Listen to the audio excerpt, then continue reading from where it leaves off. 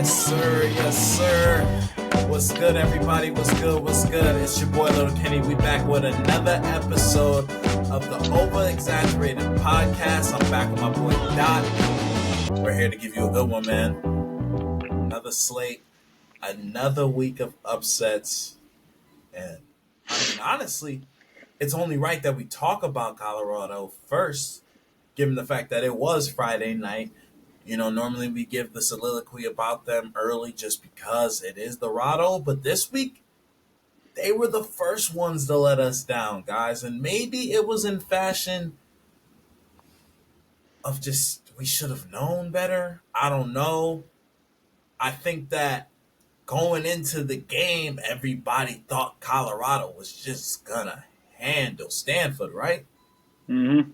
The Christmas trees. Everybody thought it was going to be raining presents. But but it seemed the late, I don't know if it was just the late hour, you know what I mean, that got the best of Dion and the Buffalo that night, or if it was just the pandemonium, or if it was the fact that the Christmas trees went in there and they wanted to have their own Christmas. Forget about Christmas in July. How about Christmas in October? Go ahead, Cam. Let them know, man. Whew. Boy, oh boy. I won't lie. The game started at 10 p.m. Eastern time. We on the East Coast for all little viewers that ain't on the East Coast. You feel me? So late start. It was Saturday. It was Friday night. But you feel me? I was excited to watch the game, and then about 12:30 rolled around when it went into halftime. It was up 29-0. Colorado was up. It looked like one of those games where you feel me, they're going to run the clock out and they'll probably end 42-7 or something like that. So I went to sleep. And when I woke up the next day, I seen the score. And I seen Stanford somehow pull the game off. So obviously I went and watched the highlights and everything. The best I can say is, man, you feel me? I feel like Colorado, they went up 29-zip. You go into that second half, it's hard to keep the foot on the gas pedal when it's that late at night. You up 29-0, you know, so they score that first touchdown. It's like, oh, well, it was only a matter of time. And they score that second touchdown. And then they score that third touchdown. And the score starts getting closer and closer and closer until you're in the fourth quarter, and it's a freaking game of the ages all out of nowhere. Like, I feel like Colorado just, when the moment came back up on them in the same game, it was kind of like, whoa, you know, they weren't ready to respond. So took a tough loss. Obviously, it happens to everybody. You never want to go through it, but glad Colorado's getting it out of the way in year one. You feel me, Coach Prime? Happens to everybody. That's what I'm saying. Don't. 19. No, bro. 19 points unanswered in the start the third.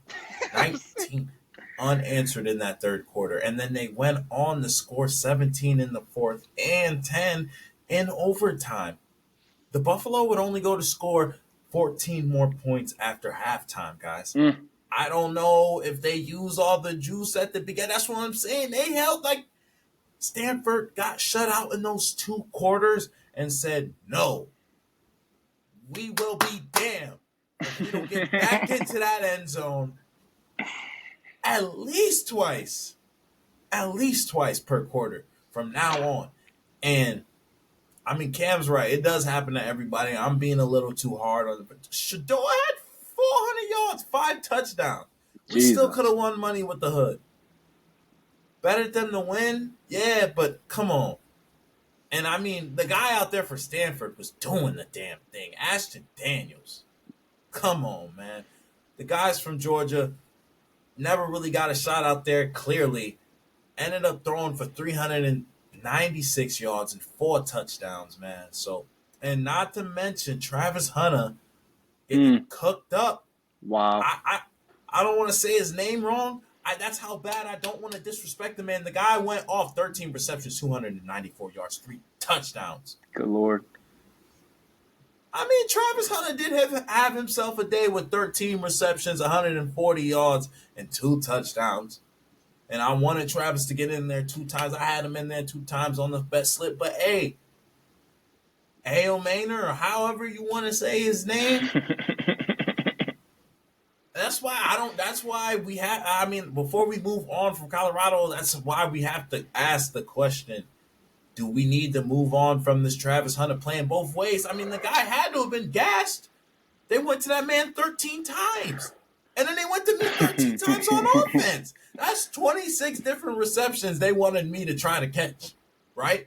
Because they wanted me to try to catch the 13 that I caught, and then they wanted me to try to catch his 13 just in defense. Like, and I'm not saying he got burnt on all 13 routes, right?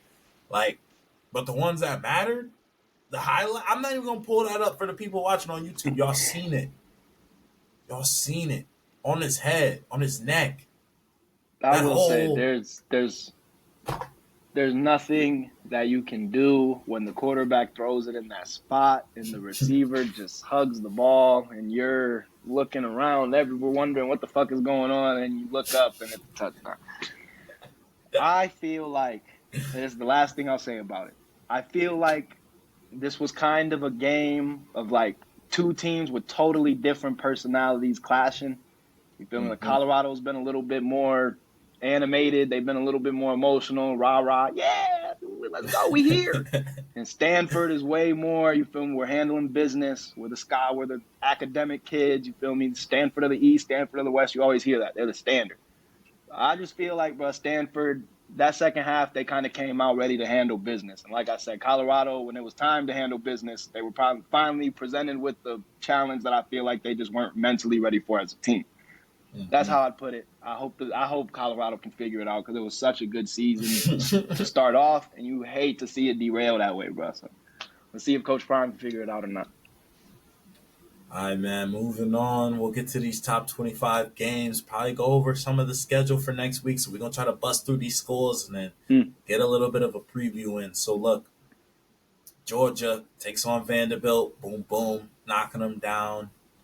Georgia moving on. I mean, it was a good game for them. Not too bad.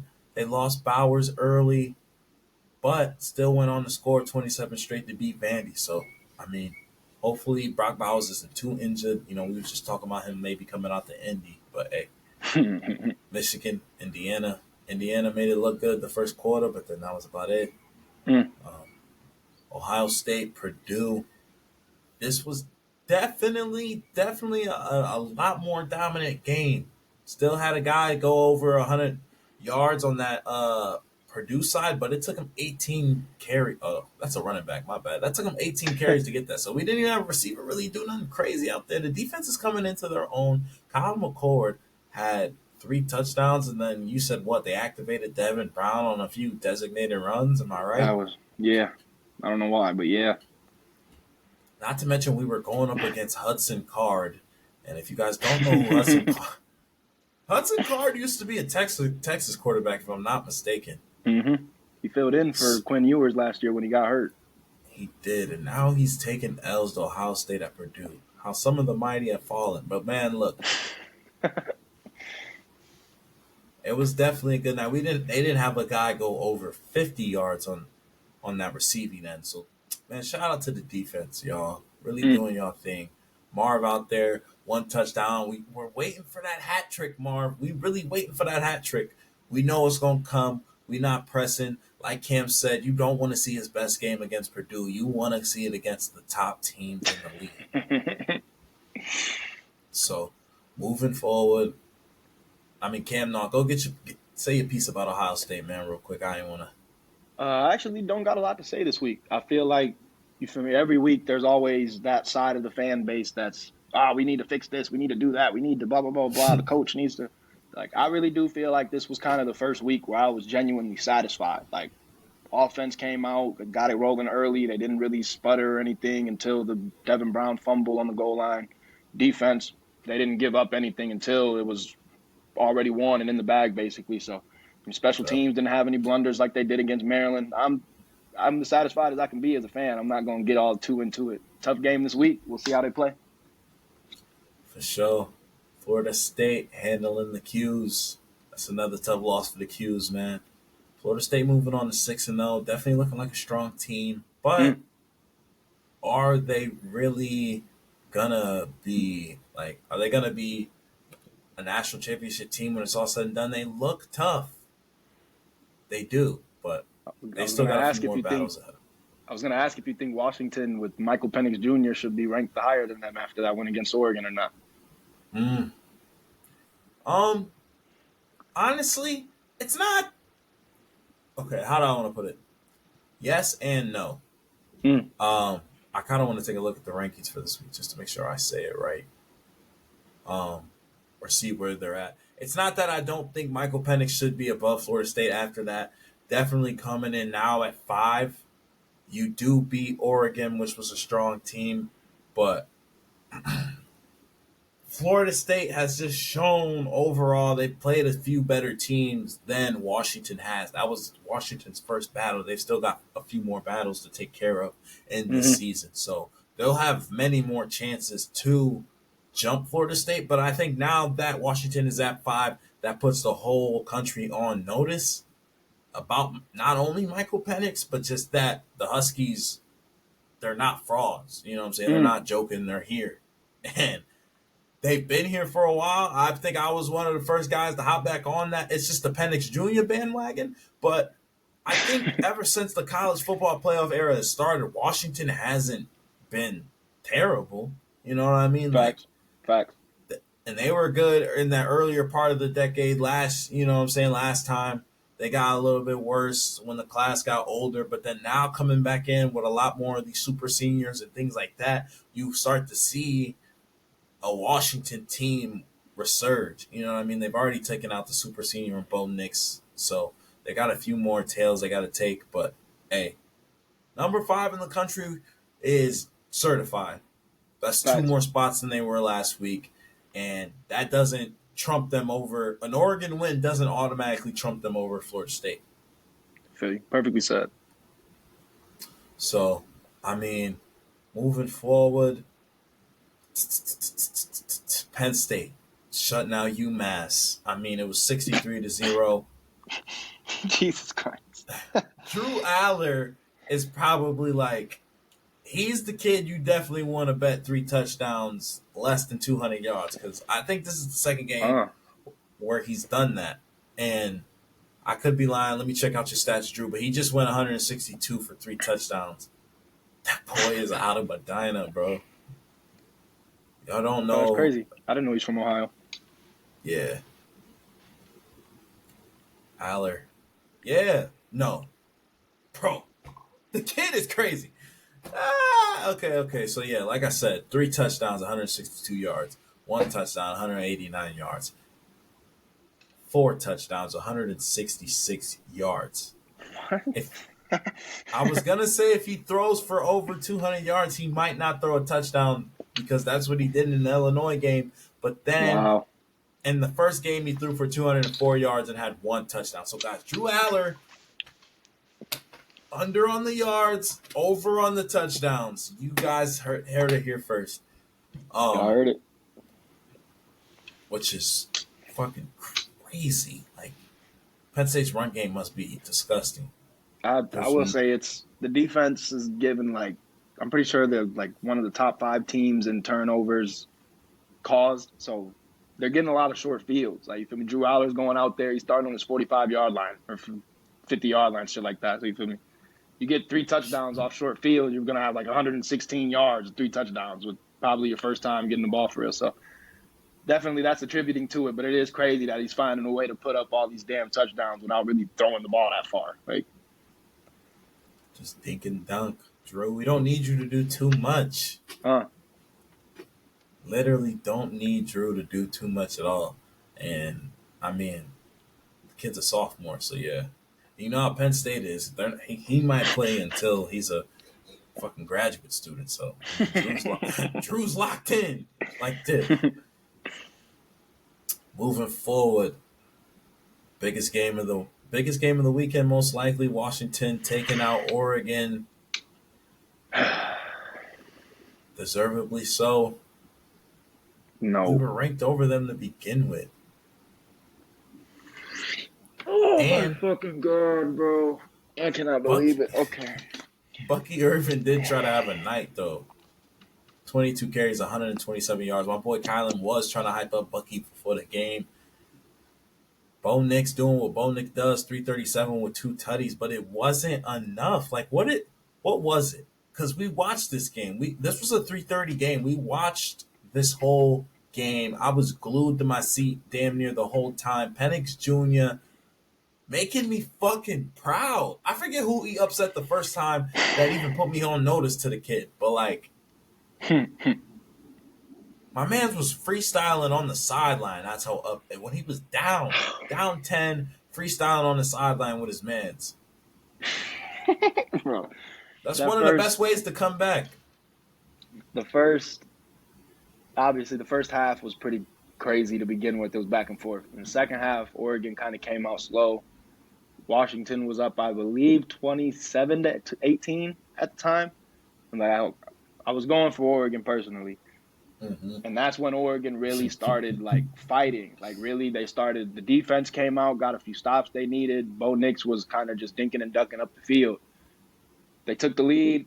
I forget what the score was exactly, but bro, like the stadium, they were in Washington, so the stadium was quiet. Like it had been rocking all fucking day, bro. Like all Oregon needed to do was keep that momentum. On the very last drive that they had, it was 4th and 1 on like the 50-yard line. All you got to do is get this play, and we are probably smooth sailing into a win. They don't get the 4th and 1. The stadium starts going absolutely bonkers again. Everybody's lit, and Michael Penix Jr. is just, they put the camera on him. He's strapping his chin strap with that look like, yep, y'all just fucked up. I'm ready to go do it. He went out there in 2 passes. Boom, boom, touchdown. I'm like, dog, no way. Bo Nix had his chance to get it back. Obviously, Bo Nix is not that guy. I gotta say, bro, I will sleep on Michael Penix. This is me. This is my official apology to Michael Penix Jr., dog. You have earned my respect in every sense of the word respect, dog, for real.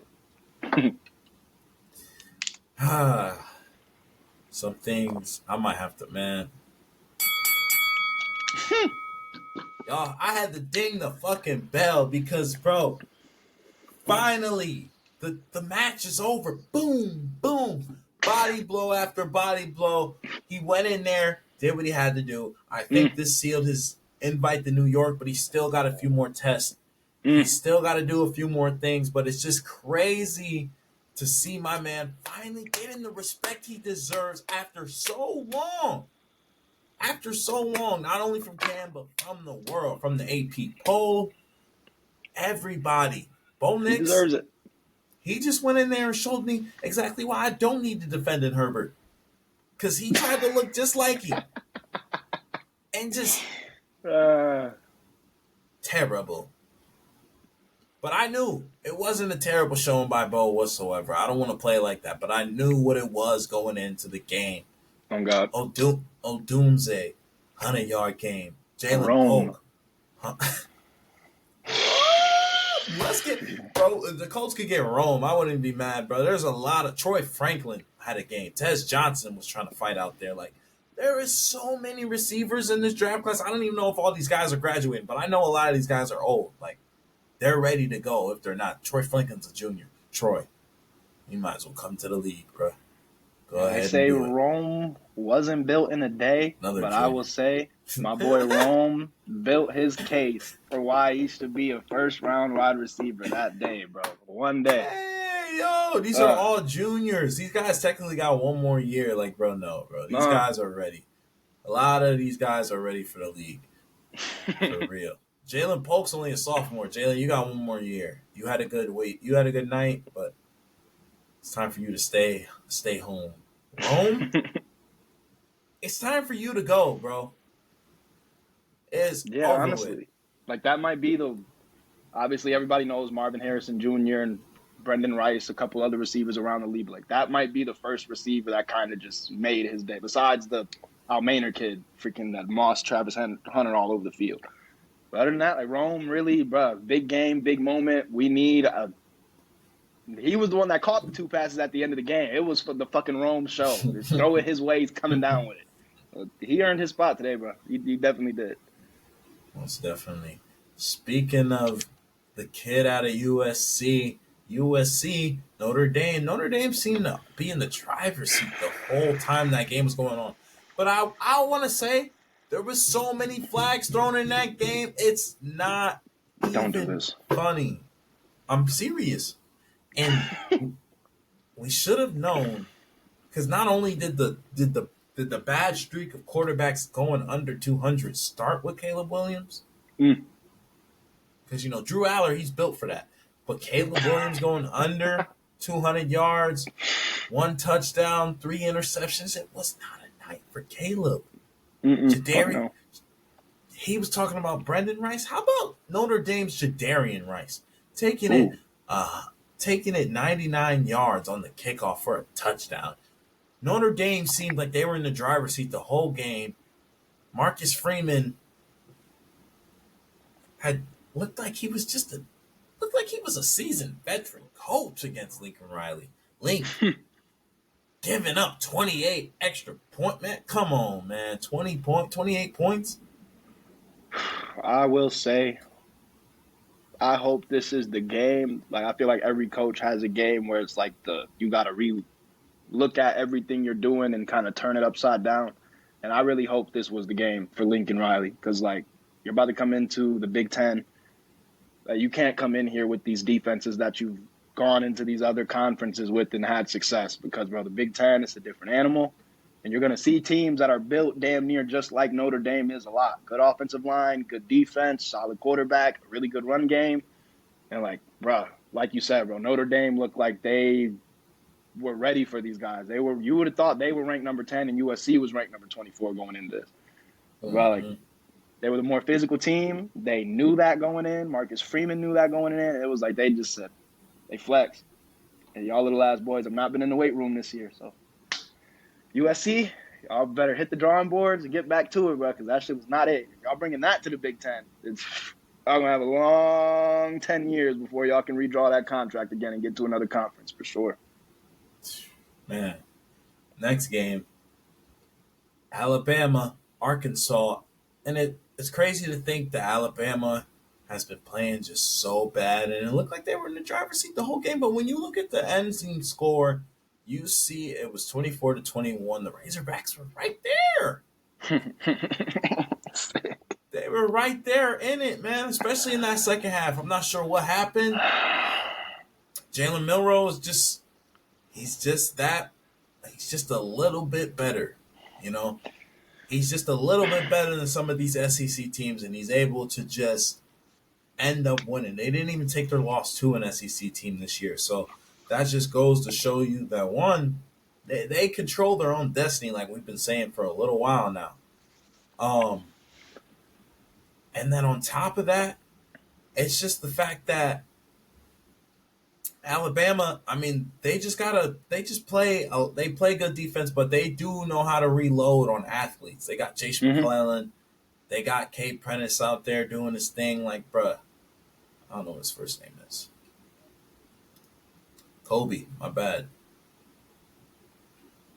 But I don't know, man. KJ Jefferson was out there fighting and clawing, but that man under 100, he's the guy that just another. Even the app had him going for under 180 yards. So he had 150 yards, 2 touchdowns. He tried, but it was a way better second half for Arkansas. But I mean, I just kind of, like you said, bro, Alabama's always going to reload on athletes. You feel me? When you're at Arkansas, you kind of got to. They've had a few close games with some good teams this year, but like, this is just not an Arkansas team that's experienced, has seniors all over the place, and a good defense. So when they get in those games and it comes down to the moments, they're always going to get out-talented, I feel like, which is, in the SEC, is really what you need a lot of. So really good game for Arkansas, obviously. They've now almost beat LSU and Alabama the same year. But it's like, bro, like, I know all the Arkansas fans out there are feeling like, bro, I'm tired of almost beating these motherfuckers. Like, it's like every year we get an almost win. When are we going to bring one home and celebrate out here in Fayetteville? Oh, man. Let's bring it back home to Arkansas.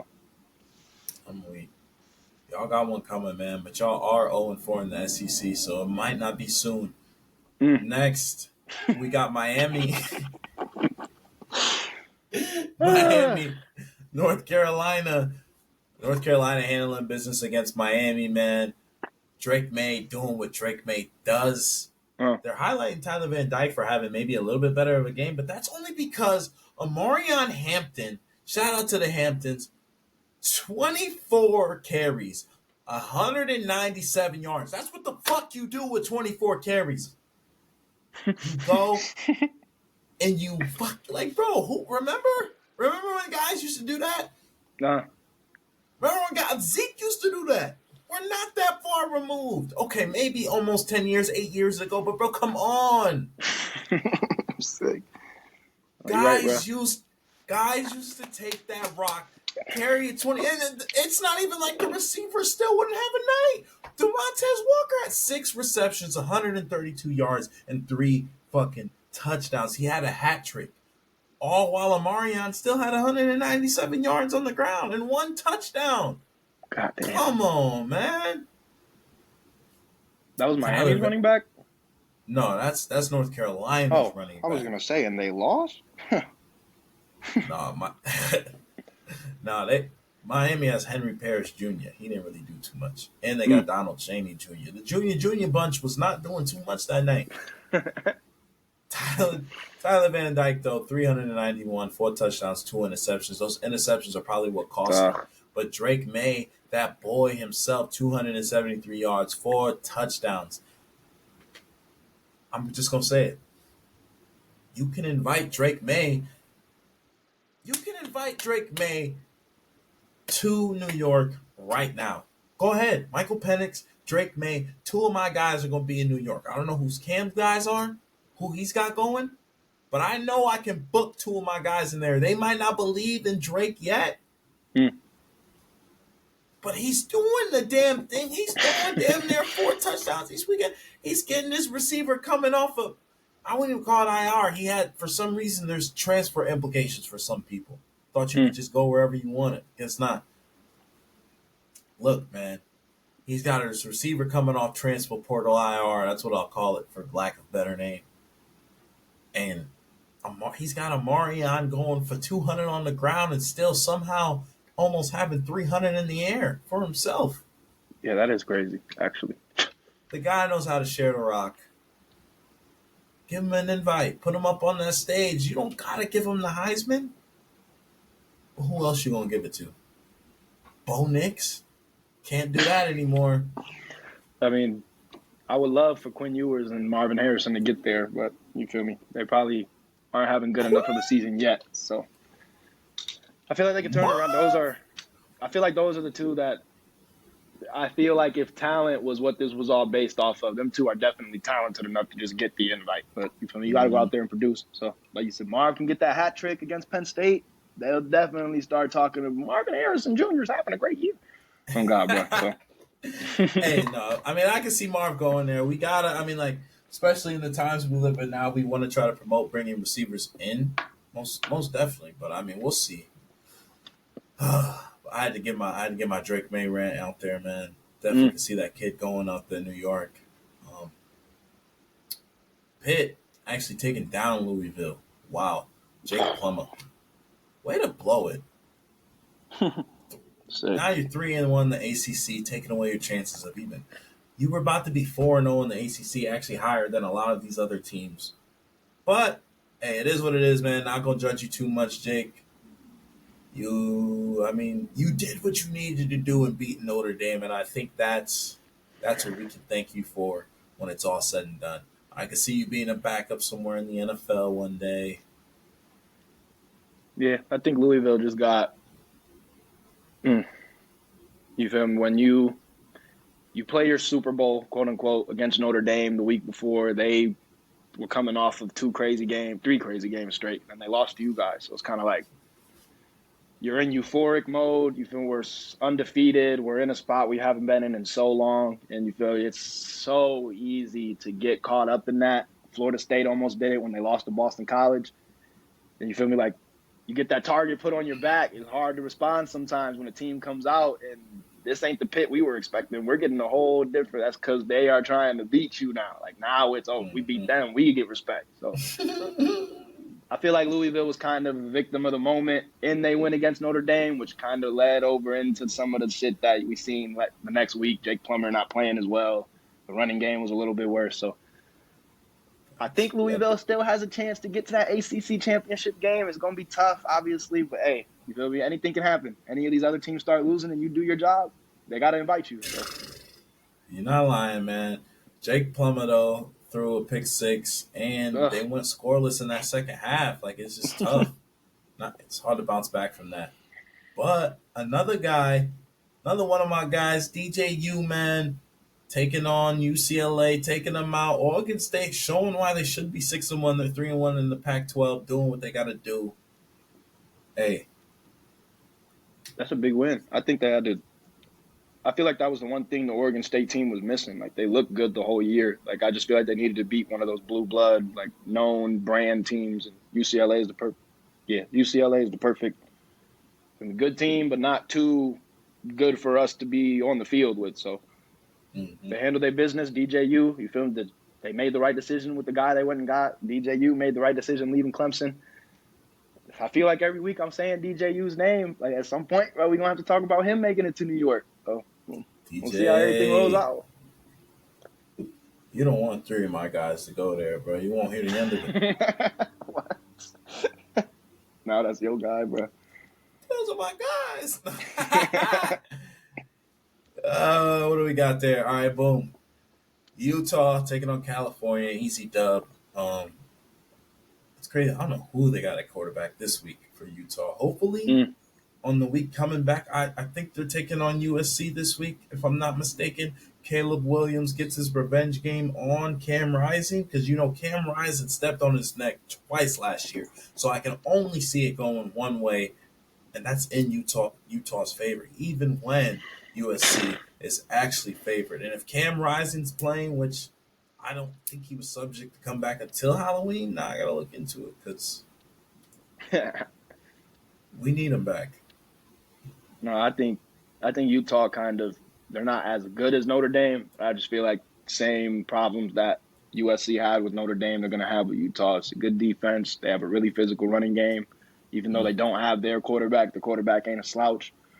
So you feel me? Like, USC is going to have to fix a lot going into this week for sure, especially on the defensive side of the ball.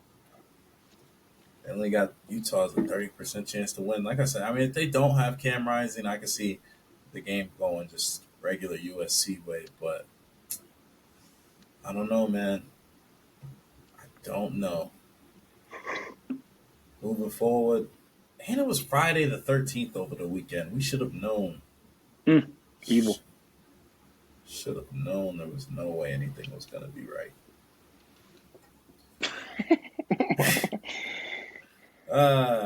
Duke beating NC State. That's a really good Duke team. They got a real good matchup coming against this weekend.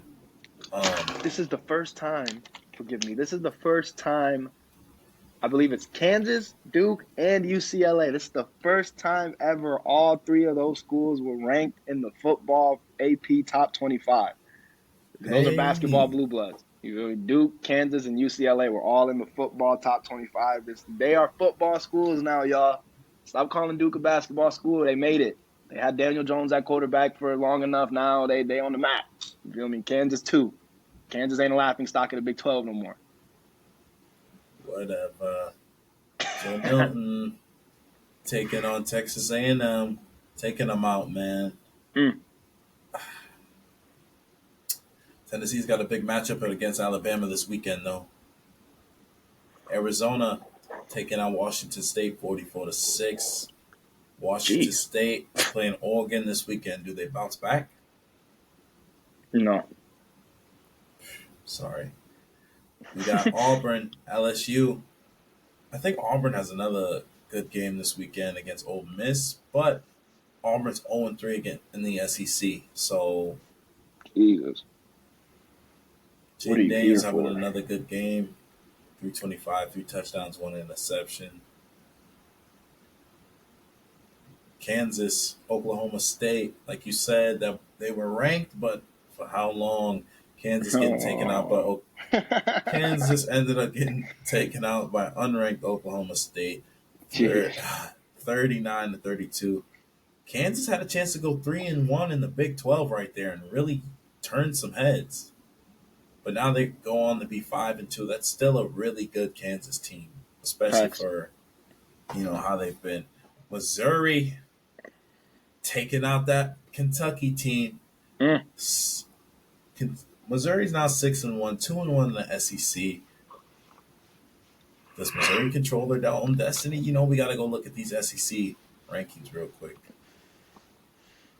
I honestly think they do.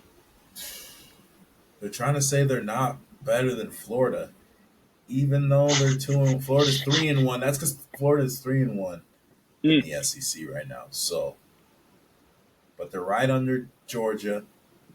They technically, who did they lose to? Missouri lost to LSU. Alabama's still 4-0 over there. LSU's 4-1. Ole Miss 2-1. Like, this shit could get shaky this week. Mizzou's taking on Spencer Rattler.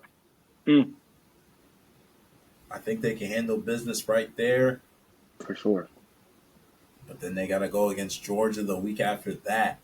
And if you want to be 100, 11-4, if Mizzou beats South Carolina, you can book the dub against Georgia. Matter of fact, even if they don't beat South Carolina, you might still book that dub against Georgia because that's how motivated Mizzou is going to be to go in there and really turn some heads.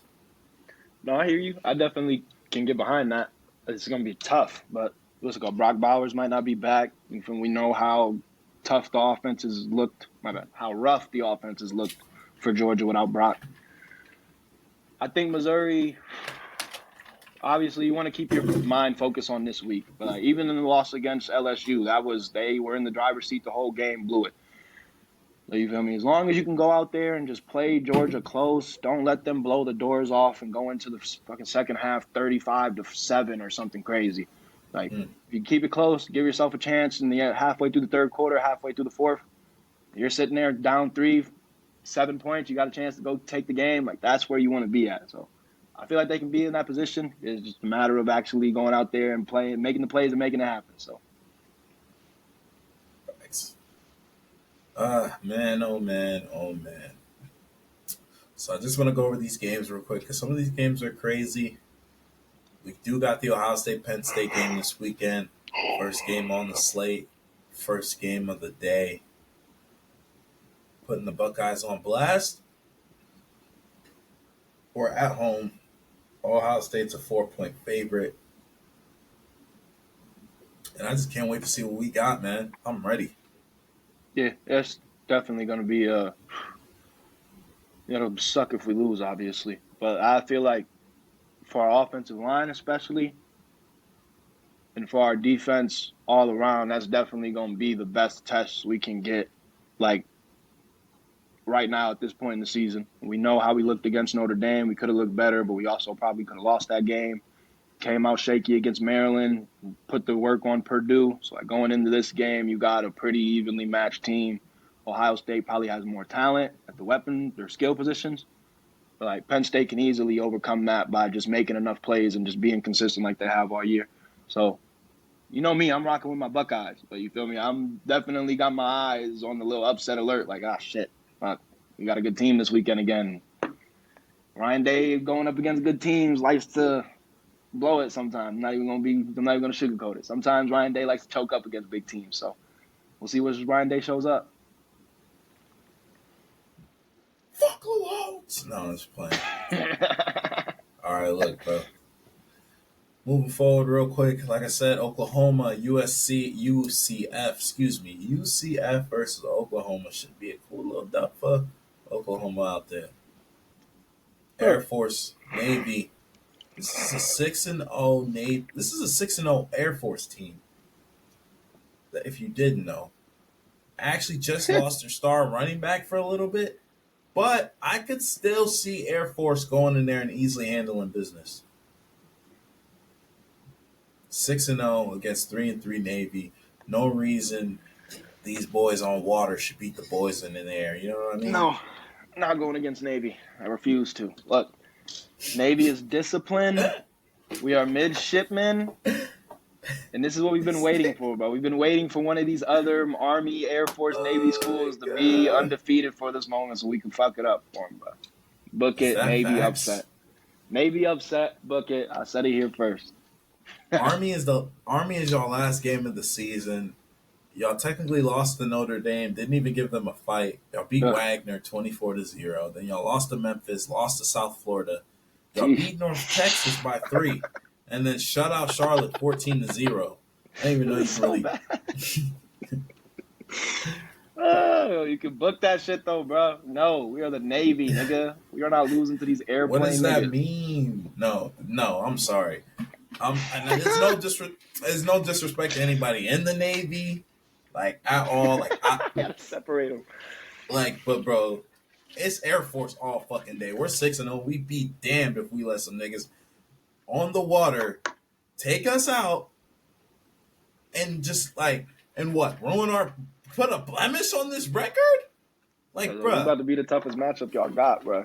This is for the whole. Think of how the Navy is gonna sell it. We can give all the niggas in the Navy the bragging rights this week if we beat y'all, bro. Like, can't bruh, nobody in the Air Force say nothing to my Navy niggas. I'm not hearing nothing the whole rest of the year. Oh God. what is it? I'm so Navy, Air Force, and Army, bro. We do play Army later in the year, but I promise y'all, this might be. I could actually, I could see a perfect season from Air Force. I was gonna say, I One, wonder. 6 more games left from Air Force, Navy, Colorado State, Army, Hawaii, UNLV, Boise State. Our biggest game will probably be the Hawaii game, and then even then, I actually no. This is gonna be the best Air Force team you've seen in a while. People are gonna be arguing, why isn't the Air Force higher? They're probably only gonna get up. They're ranked like what? They're in the 22. They're 22 right now. How much higher can they get in the Mountain West out there? You know what I mean? They're Sheesh. gonna be number one. But damn, perfect season from Air Force. I wonder like when the last time was that they started off 6-0. Because that has to be like 1940. So I hate to play them like that, but bro. Like Air They've Force is kind of never started always, off 6-0. bro. Never. That's what I'm saying, bro. Like Air Force has kind of always been the dweller of the Army, Navy, Air Force trio. Like it's normally Navy smacking them, and sometimes Army gets the good team. This year it looks like Navy's the worst, honestly. But I don't think that matters. But I think the discipline that Navy plays with, the system they run, they always run the ball. They always have tough linemen up there, and they got good running backs.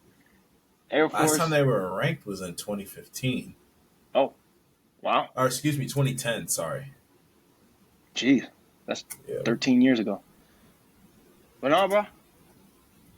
I feel like the Navy midshipmen are just a little bit too disciplined. I feel like the coaching staff there is too set in stone. I don't know. I just feel like of the three branches of the Army or the military that we got in college football, I just feel like, bro, Navy is always the toughest. So that's what I'm rolling with. I feel like they pulling off the upset. If they don't, I'll eat the loss. In 2002, they were actually ranked 6-0. I mean, they were 6-0 to start the season off. Oh, 20, almost 20 years on the dot, 21.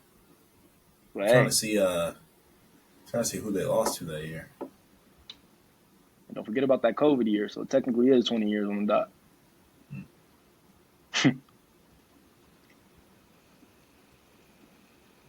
It's over. Man, oh man, Air Force do the damn thing. Washington State, like I said, looking to bounce back against that Oregon State team. Looking to make some shockwaves, but I doubt it. The bigger game is Tennessee, Alabama. I'm taking Joe Milton straight up. I got Alabama for this one. I would love to pick against Alabama, but I feel like they finally kind of got it rolling. They figured out who they are as an offense, which they looked like they had no idea who they were at the beginning of the year. Jalen Milroe coming into his own, the defense finding itself. I think Joe Milton is having a great year at Tennessee, and he could easily pull it off. I don't think Alabama's far and away better than him like normally. But, a lot of people have kind of already let that loss to Tennessee last year Alabama took kind of fade out of their memory. That was one of the biggest games last year. Nick Saban I don't think Nick Saban has ever lost to a team back to back.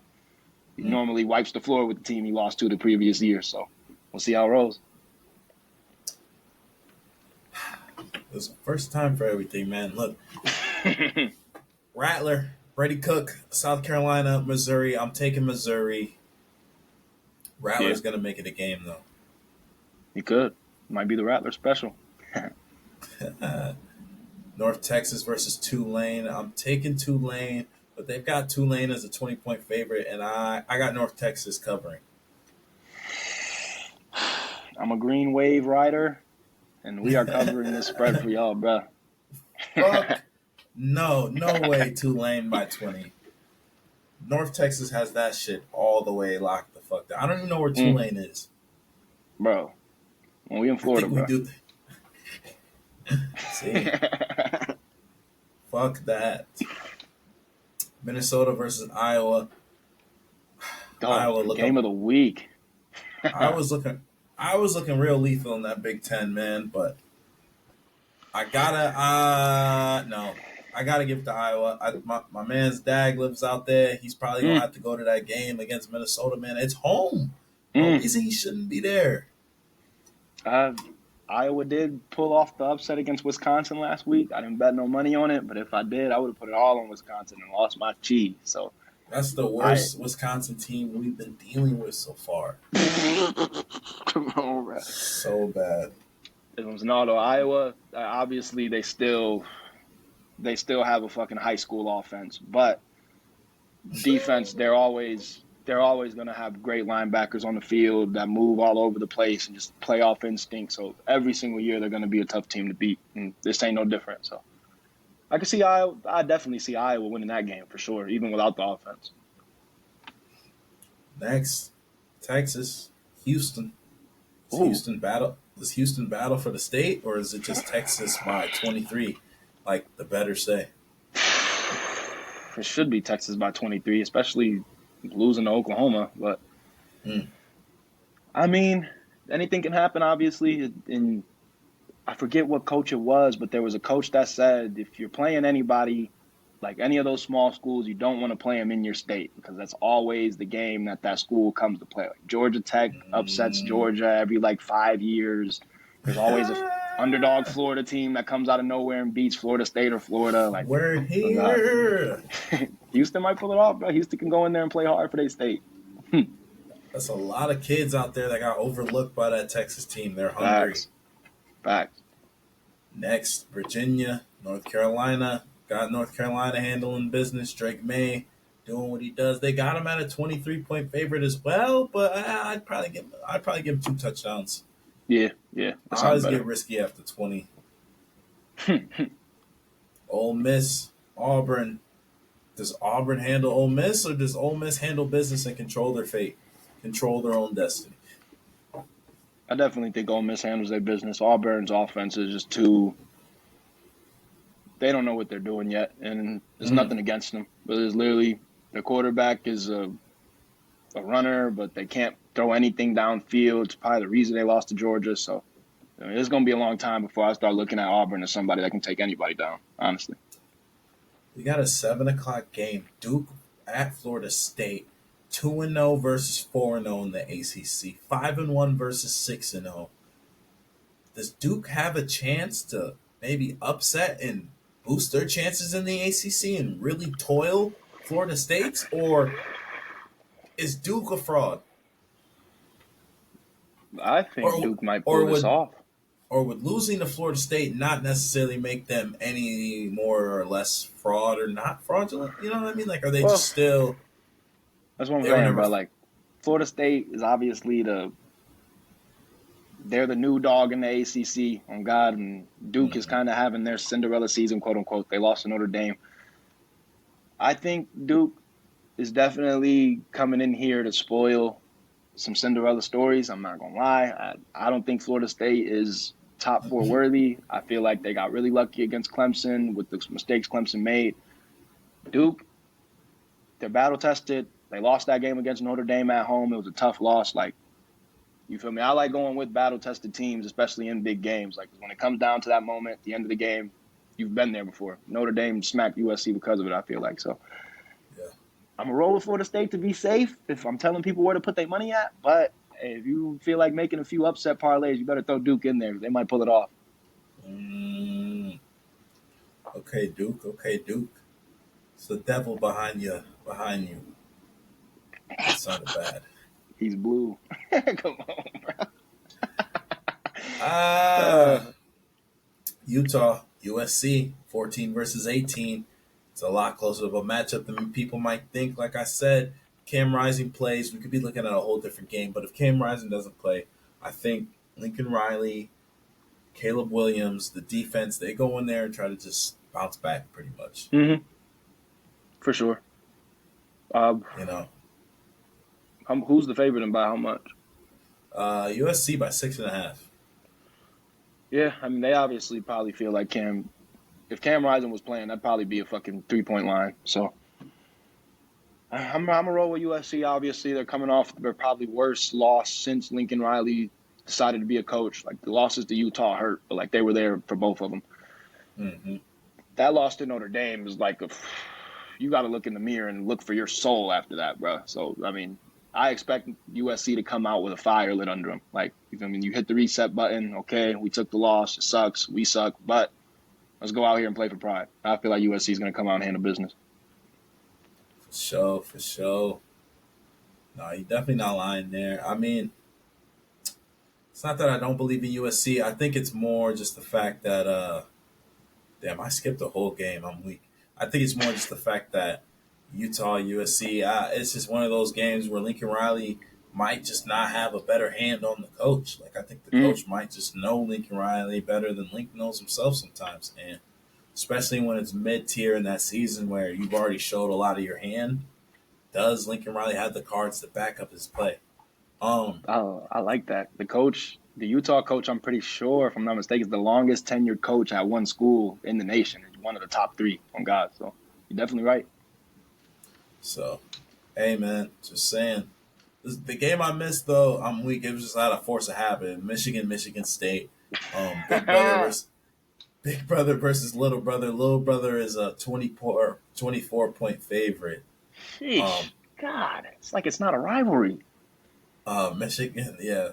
Paul Bunyan might have something else to say about that. That game is in Lansing.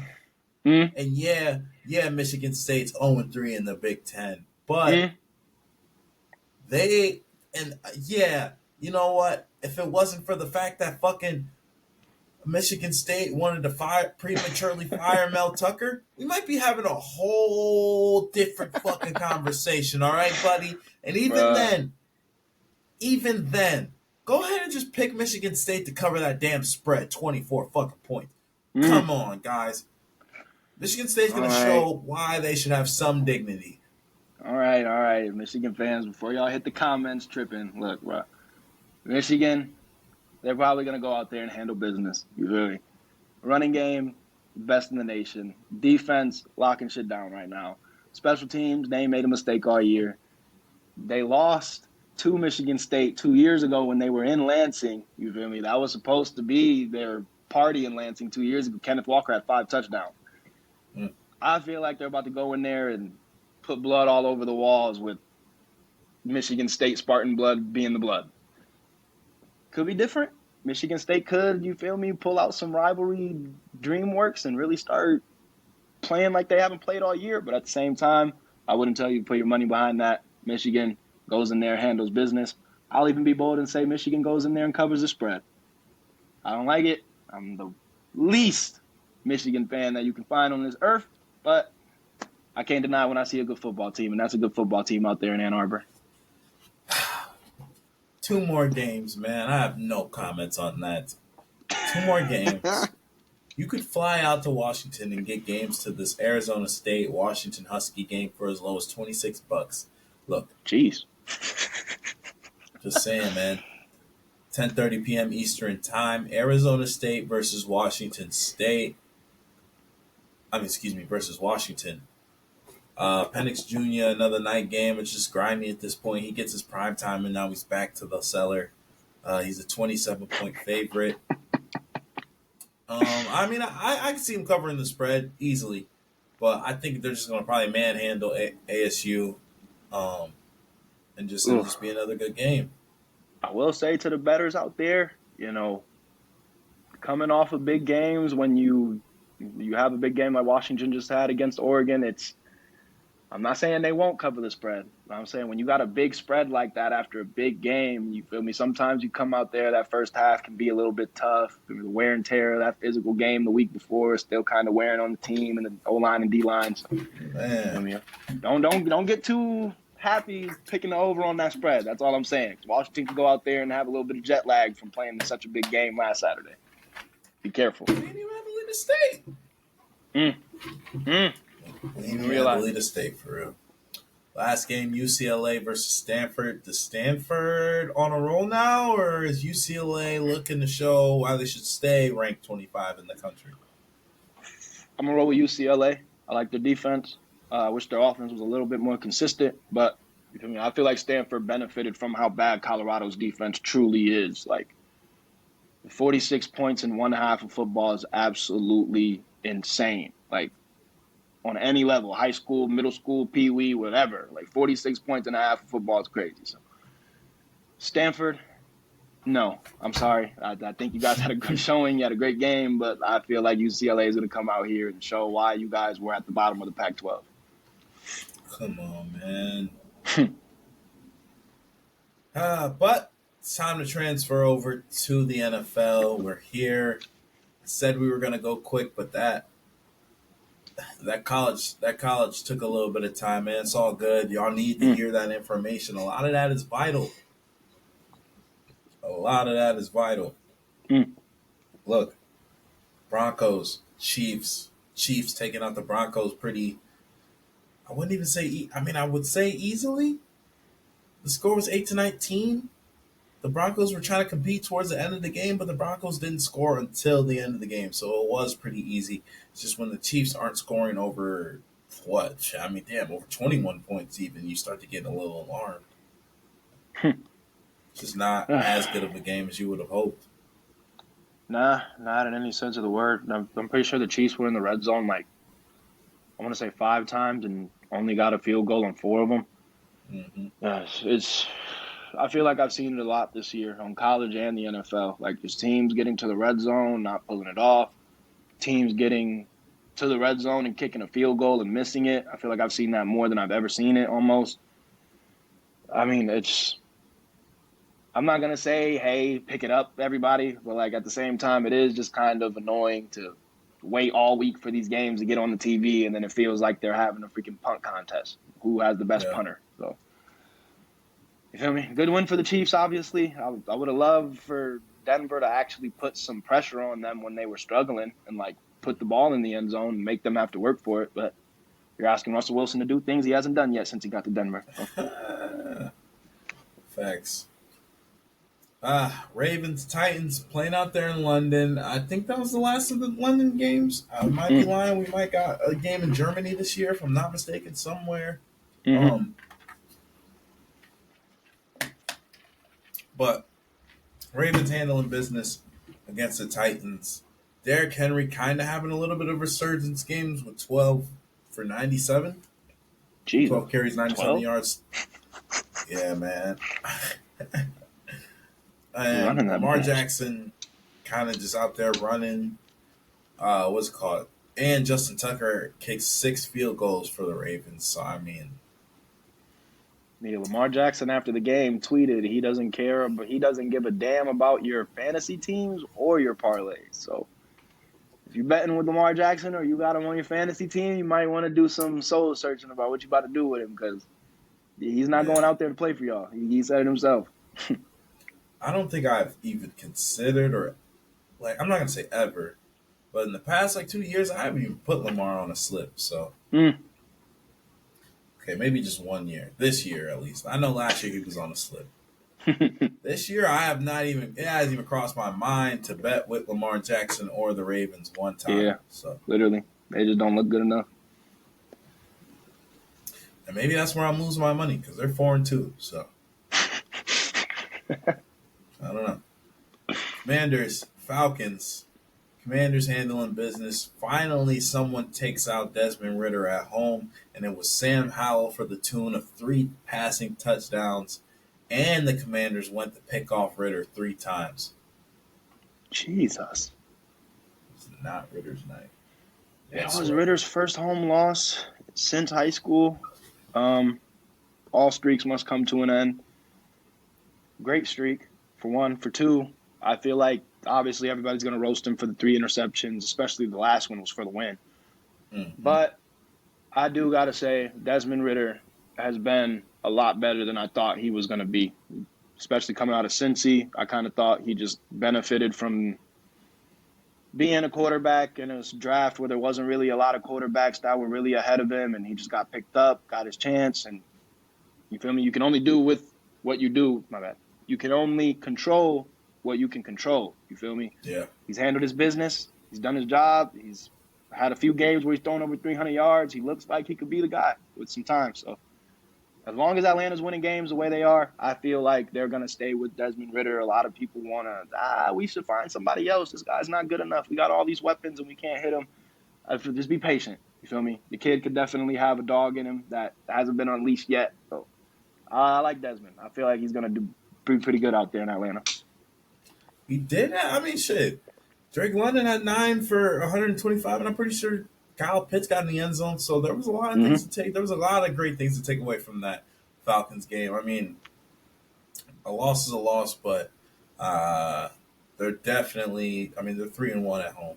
Ridder lost his first game at home, like you said. All good streaks die. Vikings taking out the Bears without Jay Jettas. No Justin taking out Justin. Who would have thought it? Kirk Cousins, pretty pedestrian game from Kirk. I mean, 181 yards. When was the last time he had under 250? I mean, well, it's pretty tough when 150 of your yards are sitting on the sideline. You got DJ Moore coming off of a 49-point fantasy game to come back with like a 1-point fantasy game, 5 yards for 5 receptions for 51 yards. I mean, it just was not, wasn't good. Nah, tough week for Chicago. That was the battle for the cellar in that game for the NFC North, and the Bears won the cellar. So, definitely a good win for the Vikings without Justin Jefferson. Jordan Addison stepped up.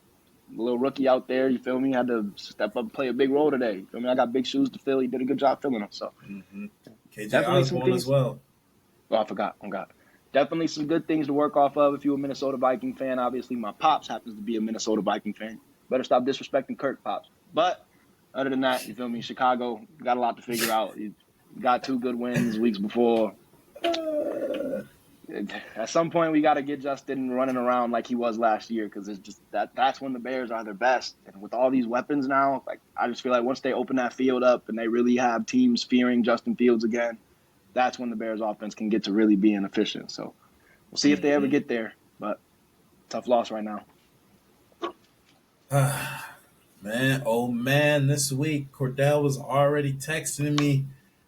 He said during the week he wasn't sure if they could take out Geno Smith and them, but then I told him, I tried to tell him, I said, y'all got it, man. Y'all getting the offense going.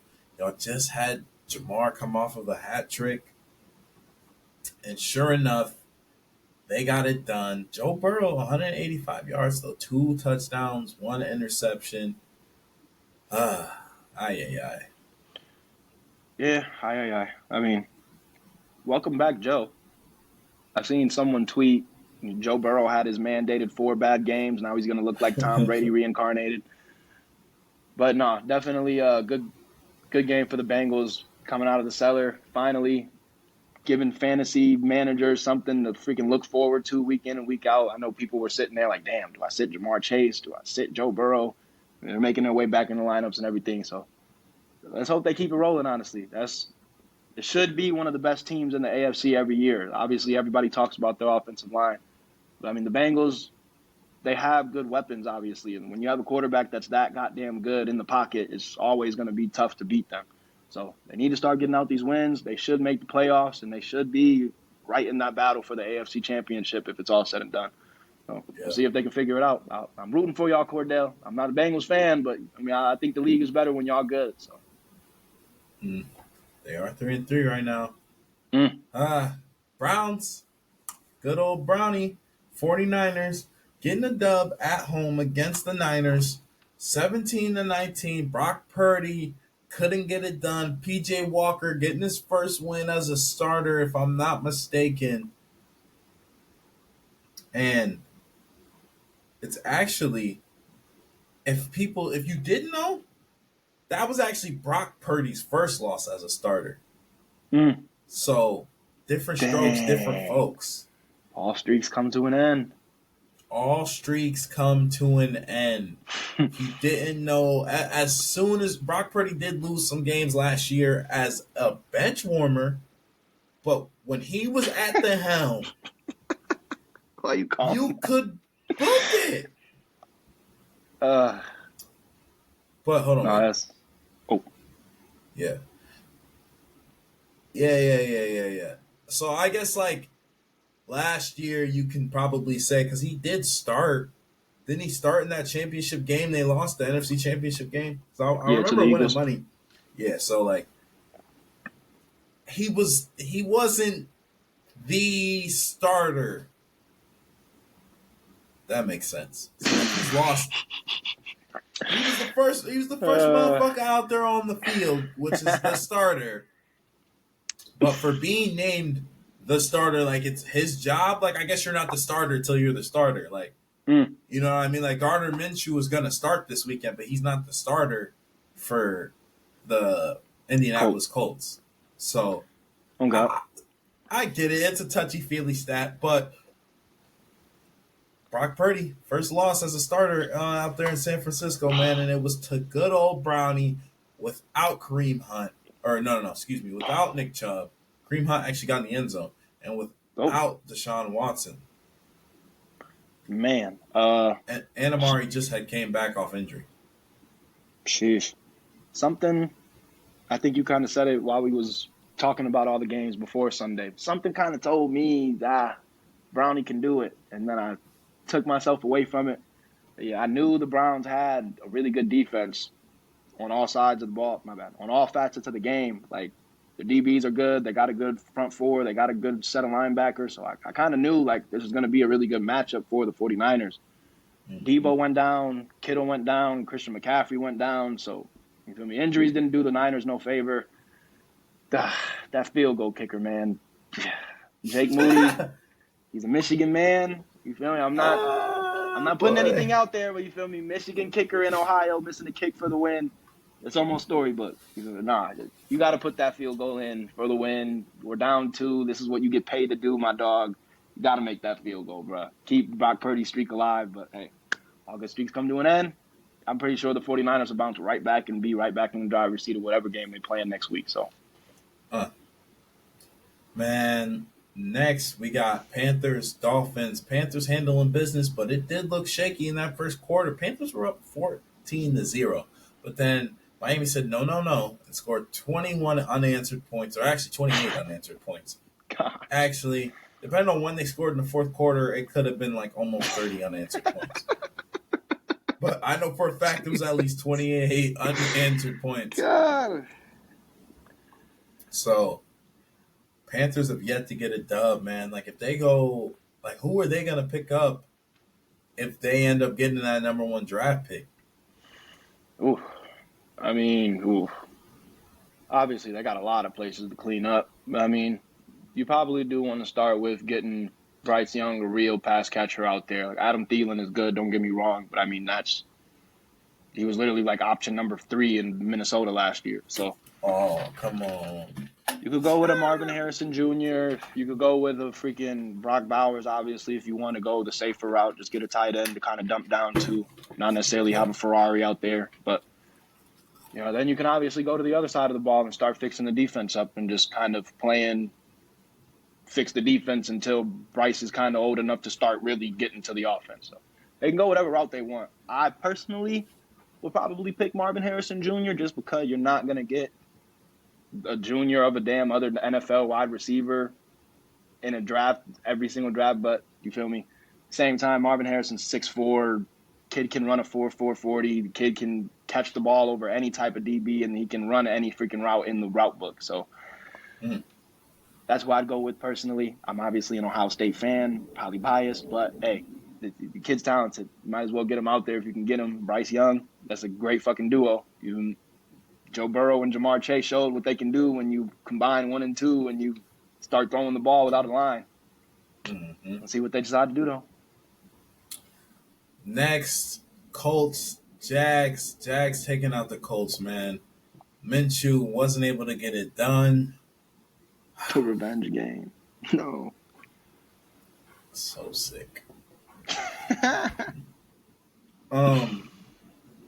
I think that for the Colts, we just got to get back to the basics, and that's just kind of working on finding a number 2 receiver. Alec Pierce left that game hurt, so we're going to need another guy to throw the ball to. We can't throw it to Pittman all day.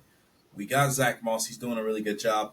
Minshew isn't bad for the plug and play for right now, but finding more offensive line pieces to help out with the defense, because the defense isn't too bad, but when you got a lot of your DBs betting their lives away on the facility, I mean, I don't know what you want me to say or what you want me to do. So moving forward, we got Saints, Texans, CJ Stroud getting it done. Even though Derek Carr tried to have he tried over a 400-yard day, 353, 1 touchdown and an interception. Derek Carr was out there slinging that rock. I watched everybody except Mike Thomas, it felt like. I watched every second of this game. I do want to say, I forget his first name again, but Shaheed, what is it? It's Rashid Shaheed. Bro, he had a good game. Obviously, I was surprised. I was expecting Michael Thomas and Chris Olave to obviously be the guys, and Shaheed had like 4 plays that went over 20 yards, it felt like.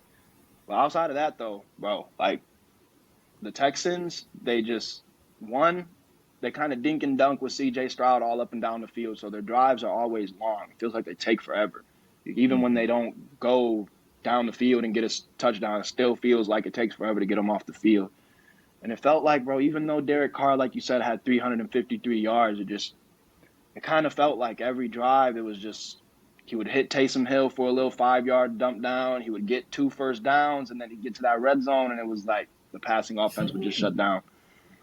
So, we're out of space. I feel like the Texans gave them way too many chances to win the game, because I really felt like every time the Texans had the ball, it was like, okay, let's go put the game away. Let's go up 2 touchdowns. It was like CJ just couldn't make it happen. They were just miscommunications from the receivers or giving up sacks because miscommunications on the O-line. Mm-hmm. It just felt like the Texans could not take over and just put the damn game away. So I feel like the score was a little bit closer. My bad. I feel like the game was a little bit further than what the scoreboard indicates. You feel me? I feel like the Texans handled business. The defense looked good the whole night. They never looked like they gave anything up too backbreaking. The Texans are a sleeper team, bro. Like, CJ Stroud is here. I don't think people really have, like, come to terms with that yet. Like, this might really be one of the best 6 quarterbacks in the league 2 years from now. I'm not even just doing that because he's an Ohio State quarterback. I think he's really that good. Texans, I'm behind y'all. Y'all know y'all got a fan of me. I'm not going to lie. Y'all got an undercover fan of me. I'm a Packer for life. But right now, I'm battling on one of the Texans are my second favorite team, or the Bills. Okay. What? Y'all heard it here first, folks. Patriots, Raiders. I told you Belichick wasn't going to have shit for McDaniels this weekend. Sick. 21-17, Mac Jones just looking horrific. Patriots are now 1-5, Raiders 3-3. I feel bad for Devontae Adams and Josh Jacobs because it isn't looking good out there, but those guys are trying their best, and I feel like Devontae Adams is just now starting to get a little overshadowed by Jacoby Myers, and they were going to Michael Mayer, but they went to Devontae Adams. They tried to go to him 5 times, but they only got it to him twice. So I know, like we all know, Devontae Adams is a guy that's visibly frustrated when he's not getting that rock in his hand. So to see it going down how it is and him turning into a third option, not even the number 2 option, it sucks. But obviously, that's only because he is so good, and you got to double team him, and then it just opens it up for the other guys. It's not anyone's fault. A lot of it is scheme, but at the same time, Jimmy G, you got it. You 5 times, and you only got it to Devontae Adams twice. Those other 3 times were your fault. I'm weak. They had to have been. No, I second everything you said, bro. I love DT. He's obviously a Packer, but man, I know he's really waiting for another cameraman to walk in front of him because he's gonna shove the living life out of him, bro. Like it's Come on, stressful out bro. there in Las Vegas. They thought they were gonna have something better with Jimmy G, obviously, and it just has not. He hasn't been able to have that success he had in San Francisco yet. I think he still can. I think he's a good quarterback. People shit on him all the time, but I think he really does get the job done. They got to figure it out, though. I mean, especially, I feel like Josh Jacobs, people aren't giving him enough credit for the bad going on out there. Like Josh Jacobs hasn't really been turning up like that. And it felt like last year he was running the Raiders into games in the fourth quarter. So let's see if they can figure it out. They got the talent out there. Max Crosby's having a wonderful year on defense. But, you feel me? When you're not doing nothing on offense, it don't matter what the fuck they're doing on that side of the ball. So figure it out. True. Next, we got Rams, Cardinals. Rams taking out the Cardinals pretty easily. Cooper Kupp, 7 receptions, 148 yards, 1 touchdown, getting back to what Cooper Kupp does. I think Puka Nacua probably had the lowest amount of yards he's ever had. I mean, obviously he's a rookie, but he only had 26 yards this week. Yeah, little bit of a culture shock for Puka. A little bit of a wake up call. Welcome to the NFL. No, I seen one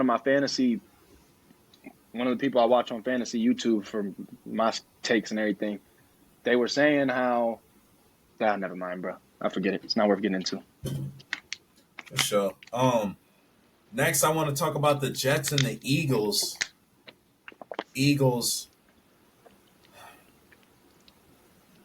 Another top team in the league, just getting decimated. Wouldn't even say decimated is the right word. Just letting a lot of people down.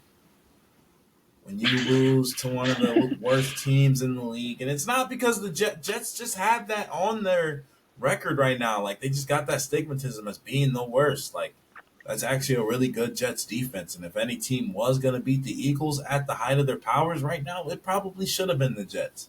Mm-hmm. So I don't know, man. It's hard to really side with. It's hard. It's hard to give the Eagles much clout, but they went scoreless in the second half. So, I mean, you got to do better than that, right? You for damn sure do. You just hit it spot on with the Jets defense. I knew the Eagles were going to struggle. I thought they figured it out and pulled the win out. I mean, even I got to say, bro, Zach Wilson, he's not anywhere near a top 15 running back in my eyes, but like he definitely, since Aaron Rodgers went down, he's gotten the job done. He's keeping his team in the game. He's not outdueling anybody, you feel me, but he's doing what he needs to do in order to get his team down there into the red zone. The amount of times he has, it's normally Breece Hall finishing it off. Garrett Wilson still out there on the edge. Like everybody's gonna say this team sucks because they got Zach Wilson at quarterback, Aaron Rodgers went down and everything. Like this literally suck. Yeah, they got Dalvin Cook as a backup running back. Like, but this team has talent all over the goddamn place. They beat the Bills, they damn near beat Pat Mahomes, and they just beat the Eagles. So, like, you feel me? If you're walking in there thinking the Jets are gonna be an easy win at this point in the season, I don't know what else they need to show you. Type shit. Man, you might be right. The Jets are not a lick, especially not in MetLife. Next, we got Lions, Buccaneers. Lions handling business. One of the hottest teams in the league right now. They're 5-1. Technically the same record as what? The Chiefs, the Eagles, the motherfucking Dolphins, the Niners. Jeez. Wow. And some of you guys are going to say they're the worst 5-1 team out of the list I just said, but I would beg to fucking differ. this team they've already beat the Chiefs, so you can't say they're better than them.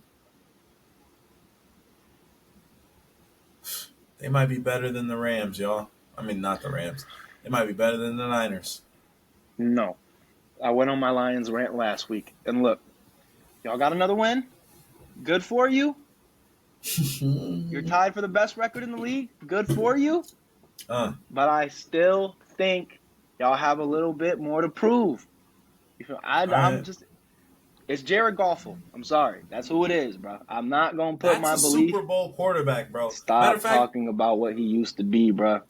I'm checking the odds for everybody that's listening right now, so you can go put all your fucking money. Go put it on them right now, because I'm going to. I might throw 20 on it just to stick it in the craw, because I can feel something. And look, man, I'm just saying, bro, that NFC, we just watched one of the best NFC teams, the Eagles, walk up against the AFC Jets, who are literally probably the worst team in their division besides the Patriots, and get dog walked. So it's not nothing against the Lions. I just feel like the competition in the NFC, especially in our division, is nowhere near what you guys have on the team. You guys are better than a lot of teams, don't get me wrong. But at the same time, I just feel like when y'all hit that Niners, when y'all hit playing the Cowboys, when y'all hit playing the Eagles in the playoffs, if y'all really get to there, I'm not putting my money on Jared Goff yet. And if he shuts me up and he proves me wrong and makes me eat my words, then I'll eat him when that day comes. But until then, Lions fans, I'm sorry. Y'all still got to earn my respect, bro. Solid. I'm keeping my word. Look, we're a minus 490 to win the division. So you put 100 on us, win 20. That's how likely we are to win the division. So. And you can parlay this together. So if you want to go boom with the Eagles, I'm going to go Dallas wins that division, because I told you there's no back-to-back winners. So I'll go Lions, Dallas. I don't know who's going to win that division out there. I think Baker could win the division out there. You know what? I'm not going to get into that yet. We're a little too early. Not going to do the too early division winners yet. I think you could parlay those two together and really win some cheese. Just Dallas and Detroit together. That's a plus 225. So put 100 on that. Get you 100. Get you 225 back. But look, conference. You want Detroit in that bowl, boy? They're now a plus 600. The only teams that are more likely to get there now, should have hopped on this 2 weeks ago, guys, because now it's the Niners, Eagles, Dallas Cowboys, and the Lions, plus 600. So, once again, you want us in the bowl? 100 to get you 600, y'all. Jesus. Crazy. You want us to win the bowl? Because we're not that far off from winning the bowl. Niners, Chiefs, Eagles, Bills, Dolphins, Cowboys, Lions. Plus 1,400. Jesus. You do the math. They only got to do one of those things to win your money back. You could put 10 on. You could put 10 on each. None of those things to bring you no money back, bro. Hey, man. Nah, it's way too early to hype up the Lions to do all of that. But if you're a Lions fan, you might as well just go lock all three of those in, parlay them together, do what you need to do. It could be a blue bowl. The year of the Lions. But I think this is my Super Bowl. I'll put this in. I want to put this on a parlay.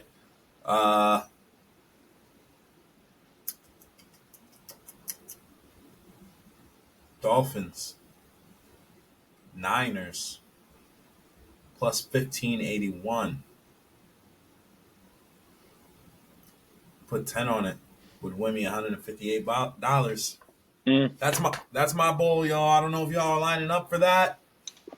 Y'all really want to see Brock Purdy versus Tua, but that's what I got. 2 more games. Probably the 2 games that really hurt the worst. Bills, Giants. Bills they just did enough to win the game. Couldn't score until the fourth quarter. Giants couldn't score at all. For real. Um, Saquon came back, 24 carries, 93 yards. I mean, hey,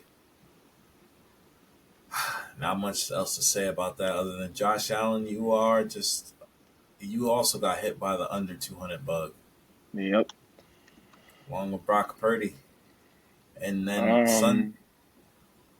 No, go Go ahead, finish ahead. your thought. I was just gonna take it over to Monday night. Sorry. Oh shit. No, I was just gonna say, bro. The Bills' offense needs to figure out why they're coming off the field so damn early because it just feels like it's 3-and-outs a lot, especially in the first half of these games, and their defense is not good enough to get them right back on the field. Like their defense is giving up the first down a lot. They're not necessarily breaking and giving up touchdowns, Mm. but it just, bro, it feels like I'm watching 5 minutes of the other quarterback that Josh Allen is playing against at a time, and then Josh Allen gets about 45 seconds, 3 plays to go out there and make it happen. So all 3 passes, they try to hit Stephon Diggs twice, they try to hit Gabe on the last one, and then he misses it. I mean, it's just, I feel like, bro, once Buffalo figures out how to stay on the damn field and starts getting back into the time of possession game and gets Josh Allen running around a little bit again, I feel like they'll definitely hit that level we seen them at last year. But if they don't, bro, I really think the Bills might, I don't want to say miss the playoffs, but like I feel like they're going to do a lot worse than a lot of people thought going into this season. Not lying, man. Bills could sell.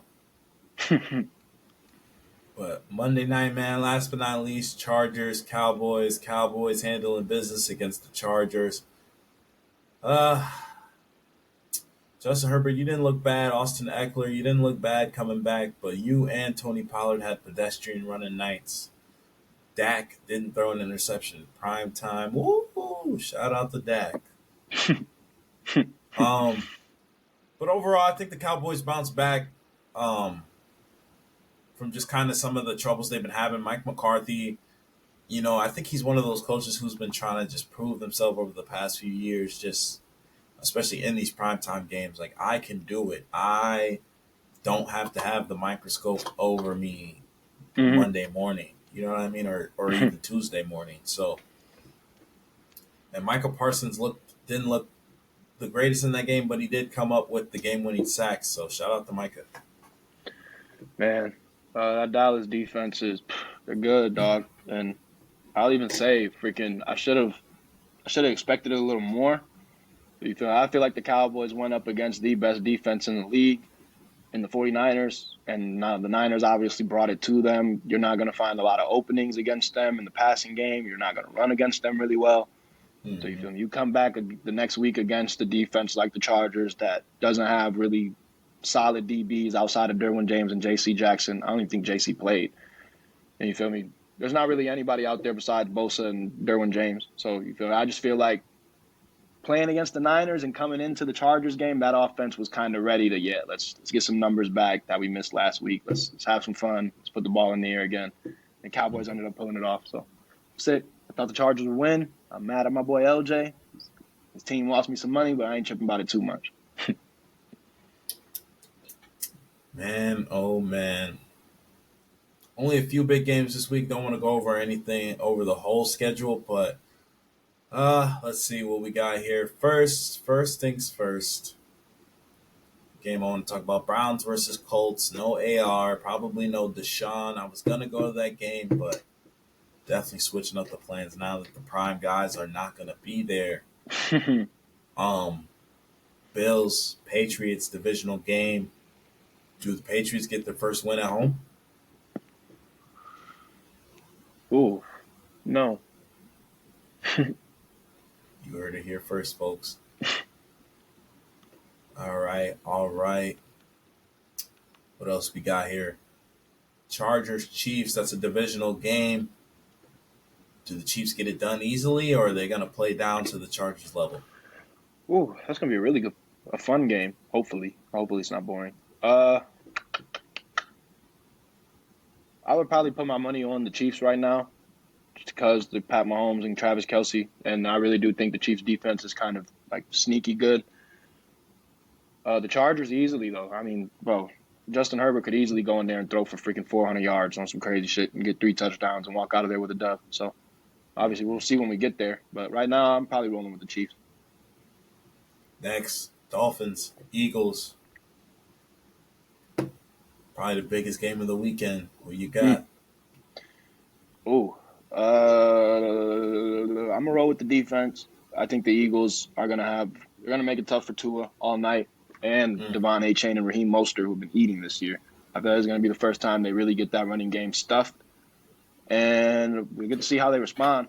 Tyreek Hill could easily burn every single DB they got out there and get 2 touchdowns, but I'm gonna roll with the Eagles for right now. I feel like that offense is embarrassed after what they did against New York. Miami's defense ain't too stellar, so they're gonna come out there and definitely try to get AJ Brown his touches, maybe get Devontae Smith involved. DeAndre Swift has to get back in the end zone. I mean, I'm gonna roll with the Eagles this week. So, and then a Monday night game between the Niners and the Vikings. Do the Niners just go in there and bounce back? Do they get Christian back? Do we know that yet? He should be back. I think it was a minor injury. It's just we were already kind of losing to the Browns. Things were bad. Lost Kittle, lost Debo. Might as well just lose Christian too. So, yeah, definitely. I think they'll walk right in, and bounce back. I'm trying to find a route for the Vikings. It's kind of the same for the damn Cowboys. Like, I did not see any vision of the Cowboys offense having success against the Niners, and it's kind of the same with the Vikings, especially without Jay Jettis. So hopefully it's not a goddamn 40-point blowout and we're sitting there on Monday night bored as shit by halftime, but that's what it is, and that's what it has to be. Last but not least, man, I always forget, but I'm remembering today, play of the week. My guy, I got Raheem Mostert this week. A lot of people are probably saying, Raheem? Really? But Raheem actually the only person this week, if I'm not mistaken, to have a hat trick, 2 on the ground, 1 through the air. And that was in absence of Achane. 17 carries, 115 yards. Like, the guys are just out there doing it crazy out there. So, Raheem Mostert is my player of the week. I was going to double back and have the same player of the week again, but I'm going to choose the fun route for y'all. I think I got to go with Dak Prescott.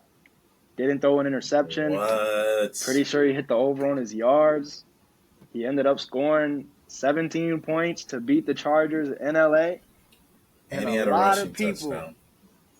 He did have a rushing touchdown. 4th and 1, read option, I forgot. A lot of people were giving Dak the you're almost done treatment. You're almost out of here. As soon as your contract's up, you're gone. And I feel like he's definitely going to turn it up in these next few weeks. I feel like he's not going to throw as many interceptions. He's not going to be so loose with that ball. He's going to get his team into the red zone and everything, and they're going to have more success. Hopefully. You heard it here first, folks. Dak Prescott turning it around. Maybe he can come up with an MVP season, because it's not clear who's going to be the MVP this year. It is not. Unless they want to give it to Micah Parsons.